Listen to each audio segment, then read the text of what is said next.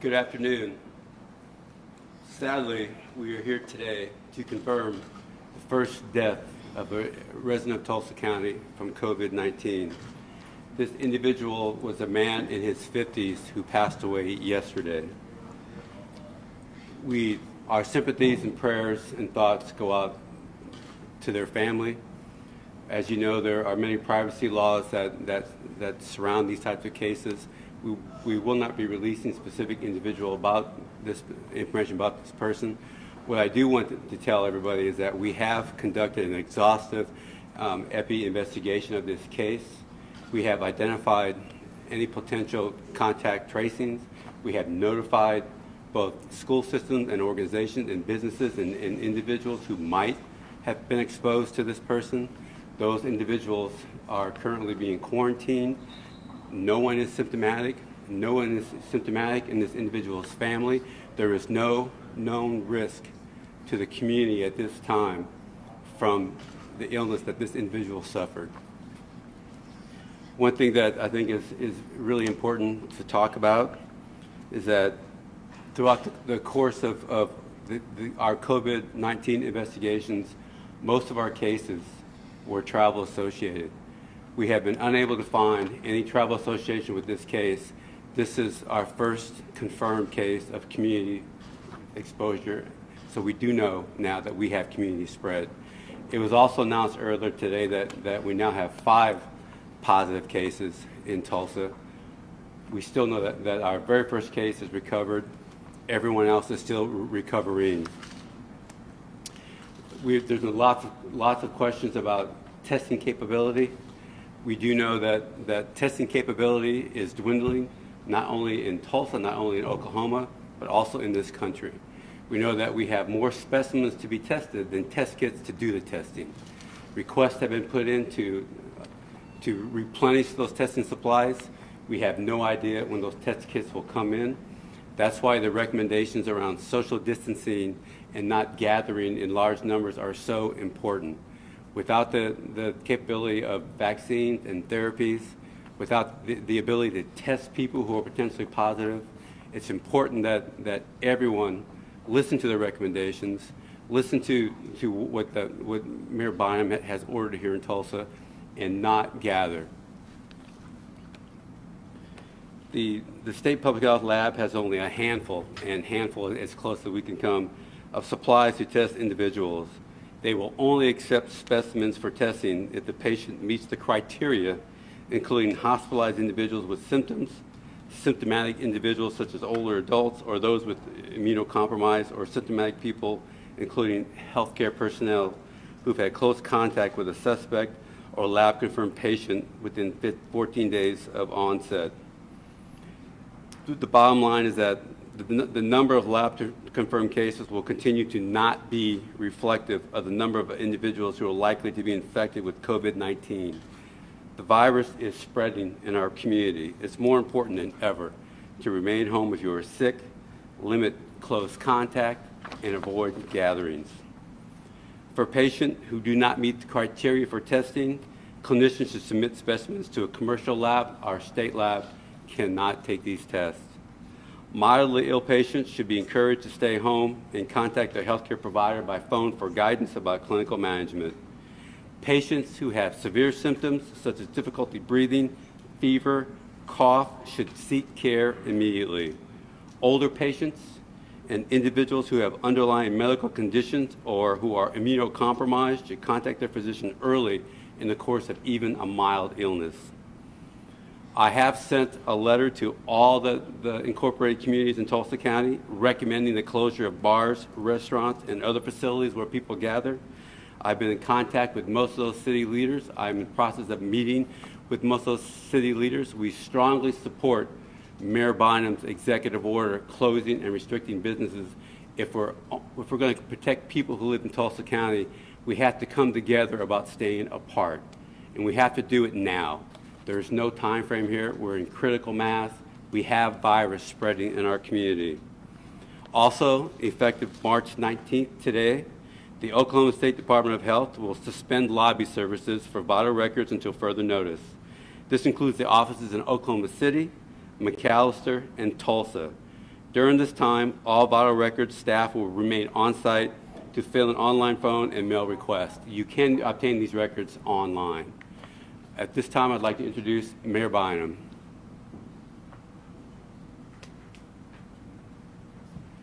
Well, thank you, Dr. Dart. First, on behalf of all the citizens of Tulsa, I just want to extend our condolences to the family of the first victim of this virus in our city. As the first verified case of community spread in Tulsa, we know that this will likely not be the last. But the loss of any human life in Tulsa is a tragedy. This is a city that values life, every life. It's a city that believes that every life is important. And our hearts are with the family of this victim today, and we hope they know that. It is also, now that we have a confirmed case of community spread in Tulsa, it's a reminder of how important it is for all of us to be vigilant. I want the citizens of Tulsa to know that you have a city government that is fully mobilized to address this on all fronts and to do everything that we can, regardless of what it takes to protect you. And so if that means regulations like we put in place earlier this week, or it means changing the way that we do business at the city, putting our business licensing program online as of today, or shuttering the dockets of our municipal courts for 30 days, which went into effect yesterday, we're going to do those things so that you can minimize contact with other people and increase your odds of not contracting this virus. This is something that all of us have a part to play in, and I think it's so important for everyone to understand why we've put these steps in place. We put these steps in place. There's a lot of focus on, well, is it 250 people I can be around, or is it 50 people, or is it 10? There is no magic number in this. The less people you come in contact with, the better your odds are of not contracting this virus, period. There's not a given number where it's safe if you stay below that. The less people you're around, the better your odds. And we want to put the infrastructure in place as a community that can help every Tulsan minimize their exposure. That's why we took the extraordinary step that we took earlier this week to restrict restaurants, bars, and entertainment venues. That is one of the hardest decisions I'll ever have to make as a mayor, but we did it because we believe it will save lives in our community. I want to thank all of the Tulsa businesses who have complied with this order because they understand the importance of safety and of the lives of our fellow Tulsans. In the first day, we had, I think, some confusion just around when it went into effect, but I talked with Chief Franklin this morning, and on the second day of this order being placed, we had 0 complaints or reports of non-compliance with this order. I think that says so much about how we're pulling together as a community at great cost and great sacrifice to protect the lives of our fellow Tulsans. And I cannot thank all of those who are shouldering that sacrifice right now enough. Along those lines, today I'm hearing a lot of anger from people directed at some of our suburban communities. I think around some hesitation to adopt similar practices that would slow the spread of a virus, when I think there's an acknowledgement that there will not be hesitation to send residents of those communities to utilize beds and respirators in Tulsa hospitals. And I can understand that anger and frustration when we as a community are shouldering this sacrifice and doing it so that we can keep those beds and respirators available for those who need it most. and there are others who seem to hesitate on whether or not they should do it. I would say to my colleagues in our neighboring communities, I get that it's a hard choice, and it was not an easy choice here in Tulsa either. And so I don't begrudge them struggling and grappling with this decision one bit. I did too. But when you have the foremost public health advocates in our country at the Center for Disease Control, and you have the foremost public health advocates in our community at the Tulsa Health Department telling us, on one hand, that this is what we need to do to slow the spread of this virus so that we don't have overloaded hospitals and people who can't get hospital beds and people who can't get respirators because we had a spike in the number of people who need those facilities. You have that advice on one hand, and then on the other hand, you've got bumper sticker slogans and out of context quotes from founding fathers. I don't think that's a hard decision to make if you're focused on what should be the foremost responsibility for all of us, which is the public safety of our fellow Tulsans and the people that live in Northeast Oklahoma. So I remain hopeful. I have faith in my fellow public servants that they'll do the right thing. My thoughts are with them as they grapple with this decision, but I have faith that they'll do the right thing. At the same time, when we know that there's a lot of anger in Tulsa around this issue right now, and there's anger on other things, where did this virus come from? Why don't we have more tests available? Where are people eating on the weekends? Every day there's a new thing that people can get angry about on this. I would say to my fellow Tulsans, we don't have the luxury of being angry about things outside of our control. We need to focus on those things that we can control. That has been my message to my fellow Tulsans from the very beginning of this event. And for each of us, there are three big things that I ask all Tulsans to think about. One, again, we can't say this enough, minimize your contact with other people. The more you do that, the more you protect yourself, you protect your loved ones, and you reduce the odds of you spreading this virus to people that you love and care about. Number two, there are a lot of Tulsa businesses right now that are having to change their business models to adapt to this current environment. If you can afford to, please buy something from one of these local businesses every day of this event. Do they have great services, great food that you can order for takeout or delivery? Yes. But more importantly than any of that, there are great people that their dreams are wrapped up in those businesses. There are great people who work in those businesses. And if there's anything that we as individuals can be doing to help them through this time by supporting their businesses, we should. And so, again, I know that finances are uncertain and challenging at this time, but if you can afford it, there are lots of great lists out there that you can look up who has delivery and who has takeout and who have other services. I just saw today that Magic City Books is now selling books online. There are things like that that you can do to support our fellow Tulsans. And the third thing that I would ask of all my fellow Tulsans that we can, again, control is to think about what you can do to share a reminder to your neighbors and the people that you love in this community that we're in this together. That's one of the challenges of this virus, is that it isolates us. It keeps us in our homes. It keeps us out of workplaces and clubs and places where we would normally interact with the people that we care about. And that isolation can be a real challenge in its own right. If you have family members or people you care about that you know are home alone through this, call them up, talk with them.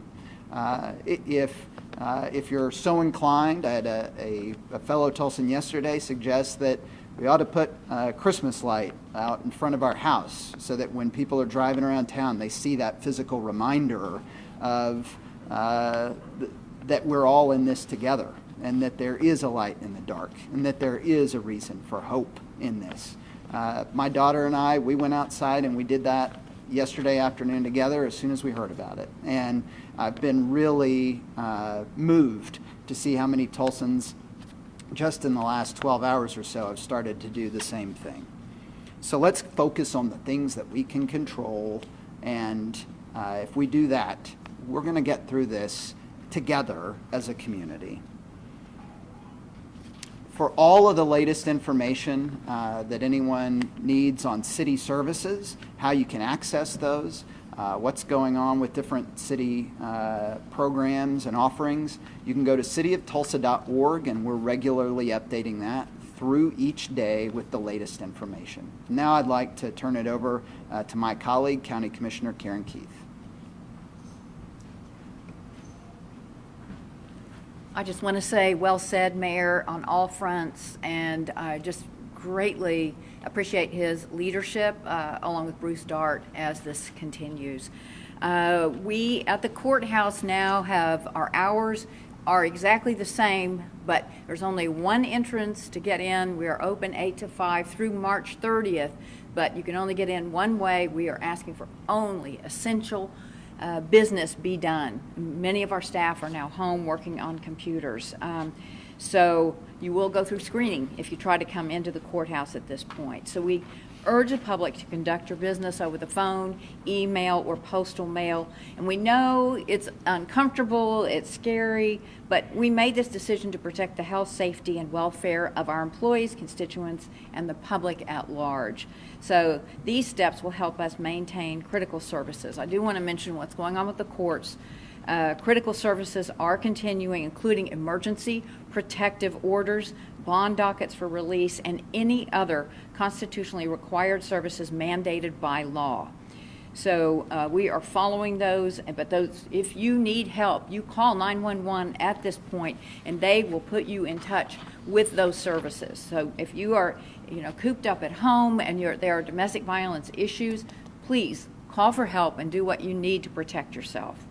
Our court clerk is asking that you do everything with www.oscn.net. And again, you can find all this information on the Tulsa County website.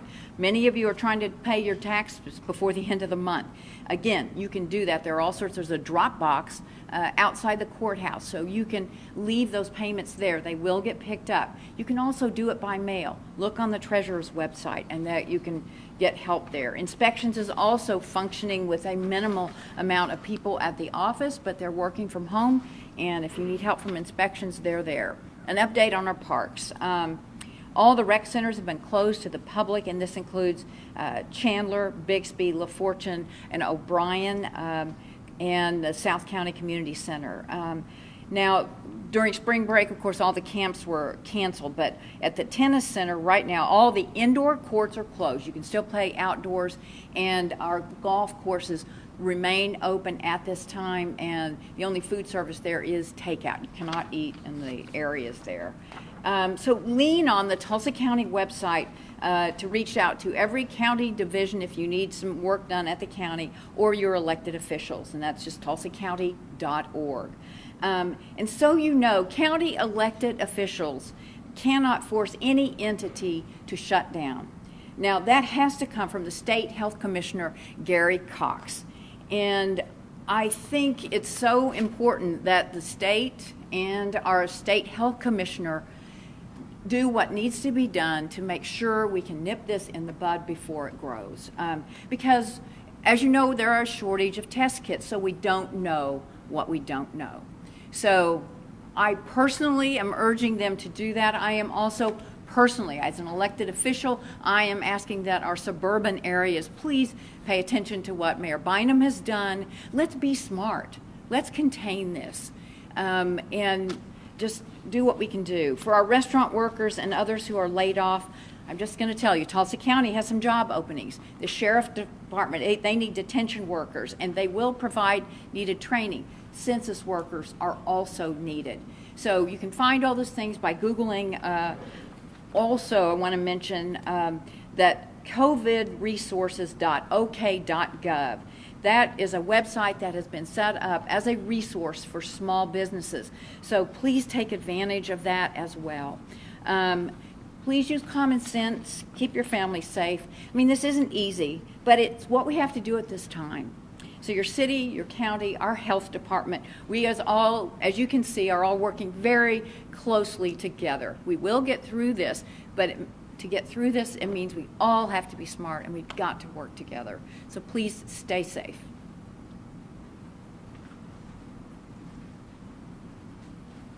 We are not doing any interviews after this, but we will take questions now. Dr. Dart, how behind is the data compared to where the virus actually is in the community? I feel like a bad parent who's finding out my kid is failing math at the end of the semester. So The report card. you've heard all of us say that we have a limited number of test kits. So can't answer that question because we cannot do widespread testing. The thing I want the public to know is that every time there's a case, we do an exhaustive investigation.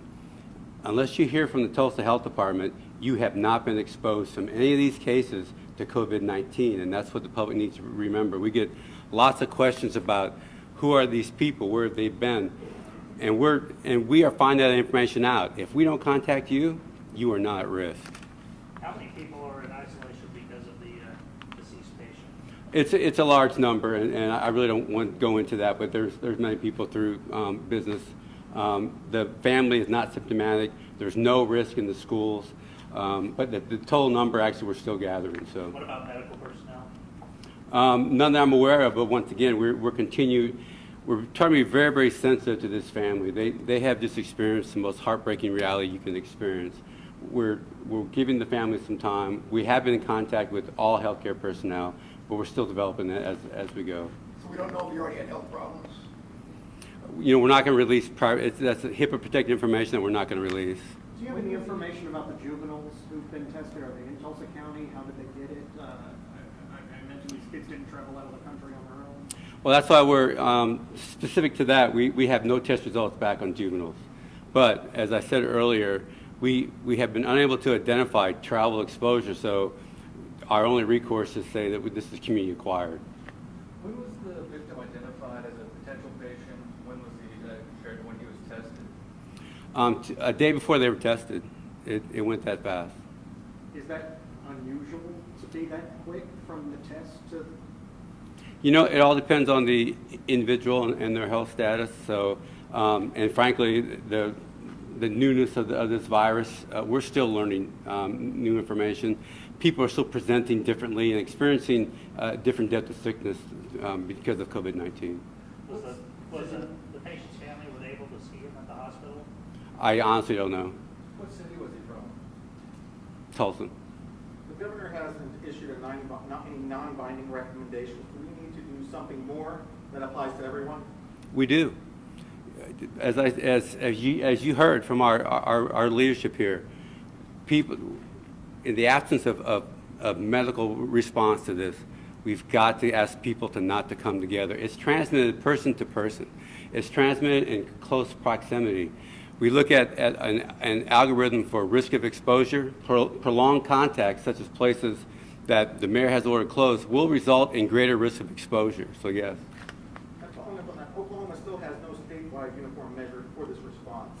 Is that undercutting the shutdowns and restrictions in Tulsa when many surrounding cities aren't yet doing that? Well, absolutely. We have to be consistent, and everybody, you know, we all come together and respond to things the same way. We've got to be consistent so that we can ensure that everybody's protected, not just some people. When someone, not to get too morbid, but when someone passes like this, can I do the normal funeral stuff, or do you have to hang on to the body, or do I have to wait?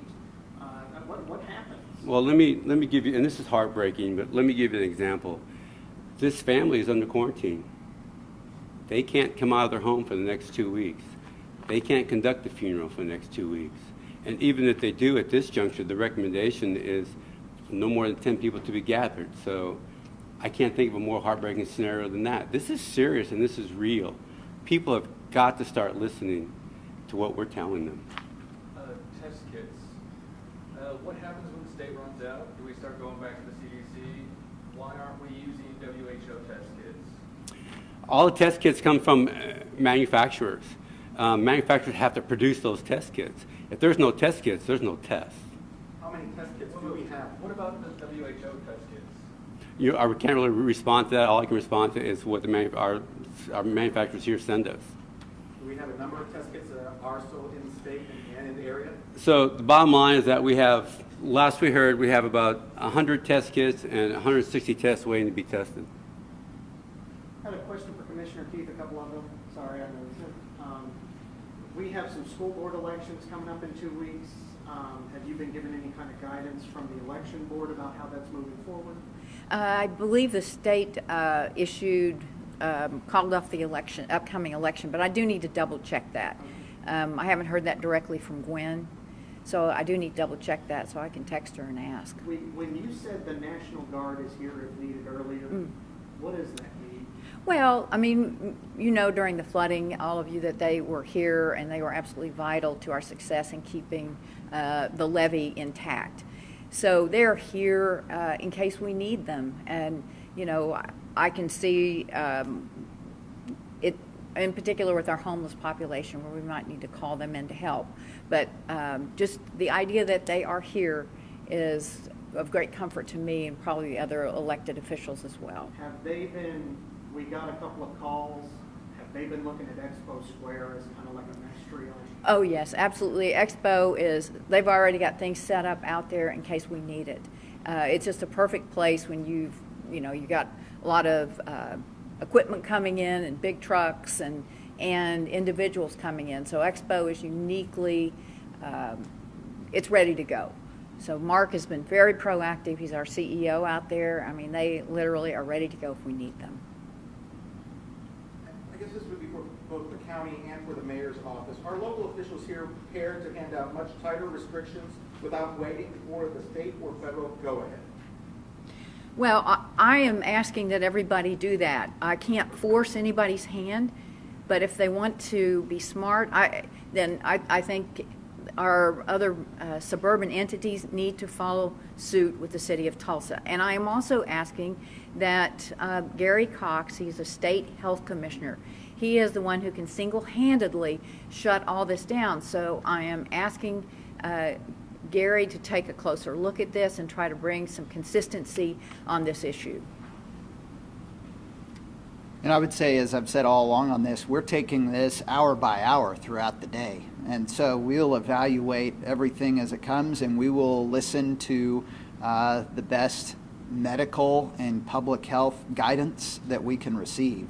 One thing I forgot to mention earlier that I think is important, and it's easy to overlook the other things that we're focused on, but we've been in a flash flood situation for the last day or so, and I really want to thank our team at the City of Tulsa for being out to make sure that our stormwater system was working throughout the night so that citizens of Tulsa didn't have to worry about that. Citizens of Tulsa spent decades investing in a world-class stormwater system, and so far we're not seeing any significant flooding in the community in spite of the heavy rains that we've been receiving and the really high, historically high soil saturation rate that we have. What are we doing for our first responders on personal protective equipment and how they're going to be handling when they have to transport or meet the public on the front lines? So I will say that personal protective equipment is a challenge across all areas that I'm hearing from right now for our first responders, for even in the medical profession. That's something that I know Tulsa Area Emergency Management has been working hard at a national level, trying to get an allocation of personal protective equipment. For our first responders, and I spoke this morning with Chief Driscoll in the fire department, I mean, they believe that they have what they need for the short term. The greater concern is over the long term, depending on how long this event lasts, whether or not we have both for Tulsa Fire, Tulsa Police, and IMSA enough to last over a prolonged duration where they're having to use it at a greater rate than we normally would be. But also say that the Tulsa Health Department has been absolutely fantastic at working with our first responders at the City of Tulsa. Anytime that there's identification of an individual who one of our first responders might have come in contact with that has tested positive or is even suspected and is under observation, they've immediately notified us at the City of Tulsa, and we've put those first responders into quarantine.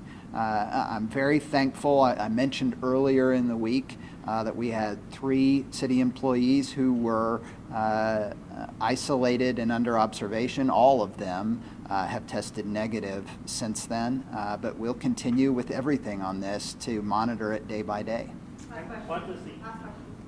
What does the algorithm say about how many cases are really out out there that compared to would just a be- positive test, like 2 times, 10 times, 100 times? Okay. I'm sorry to hear your question. No, that's okay. What does the algorithm say about how many cases are really out there compared to just positive tests? Is it 2 times, 10 times? You know, we have no algorithm because we're not testing. What I can tell you, and this is why social distancing is so important, we do have social distancing charts. One person who is left to gather and to go within the community in 30 days can infect or expose or infect up to 406 people. Gary, one last question. Hey, doctor, is there anything people can do in the meantime? I've heard some news shows about chloroquine, hydrochloroquine. Is there anything out there that people can be taking advantage of? You know, I do know that they are testing and looking at different therapies and looking at other remedies, whether it be natural or clinical. So I think at this juncture, it's important to look at all possibilities. We are going to find some very, very specific therapies, whether it be herbal or natural or clinical, that will help respond to this virus. Thank you.